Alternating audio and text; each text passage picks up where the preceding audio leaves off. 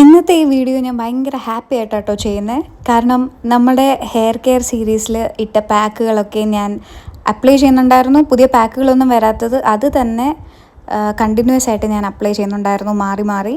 അങ്ങനെ നമ്മുടെ natural hair കുറച്ച് വളർന്നിട്ടുണ്ട്, നിങ്ങൾക്ക് തന്നെ ഇപ്പോൾ നോക്കിക്കഴിഞ്ഞാൽ കാണാൻ പറ്റും. സോ ഇനി നമ്മളുടെ അടുത്ത സ്റ്റെപ്പ് എന്ന് പറയുന്നത് ഹെയർ കട്ട് ചെയ്യുക എന്നുള്ളതാണ്. അപ്പോൾ എന്തിനാണ് വളർത്തിയത് എന്നൊക്കെ നിങ്ങൾ ചിന്തിക്കുന്നുണ്ടാവും. ഞാൻ അന്നേ പറഞ്ഞിരുന്നു എൻ്റെ നാച്ചുറൽ ഹെയറിലോട്ടൊന്ന് എത്താൻ വേണ്ടിയിട്ടായിരുന്നു എന്ന്. അപ്പോൾ എൻ്റെ ഈ ജേണിയിൽ കൂടെ ഉണ്ടായിരുന്നവരും ആ പാക്ക് അപ്ലൈ ചെയ്തവരൊക്കെ കണ്ടിന്യൂസ് ആയിട്ട് അപ്ലൈ ചെയ്യാൻ നല്ല റിസൾട്ടുള്ള പാക്കുകളാണ് കേട്ടോ. എന്തോ സന്തോഷം കൊണ്ടാണോ എന്നറിയത്തില്ല, എനിക്ക് ഭയങ്കര പോകാനുള്ള ത്വര അങ്ങനെ വന്നുകൊണ്ടേ ഇരിക്കുമായിരുന്നു. എൻ്റെ ഇപ്പോൾ കറണ്ട് എൻ്റെ സ്റ്റേജിലെ മുടി എന്ന് പറഞ്ഞു കഴിഞ്ഞാൽ കുറച്ച് ഭാഗം കേൾസും ബാക്കി ആ കുറ്റിച്ചൂല് പോലെ ഇരിക്കുന്നതുമാണ്. നിങ്ങൾക്ക് എൻ്റെ ഫേസ് നോക്കിക്കഴിഞ്ഞാൽ തന്നെ അറിയാൻ പറ്റും ഞാൻ എന്തുമാത്രം എക്സൈറ്റഡ് ആണെന്ന്. കാരണം എത്ര നാൾ കൊണ്ട് ഞാൻ ഈ ഒരു ഹെയർ സ്റ്റൈൽ മാത്രം വെച്ചുകൊണ്ടായി നടക്കുന്നതെന്ന് അറിയോ.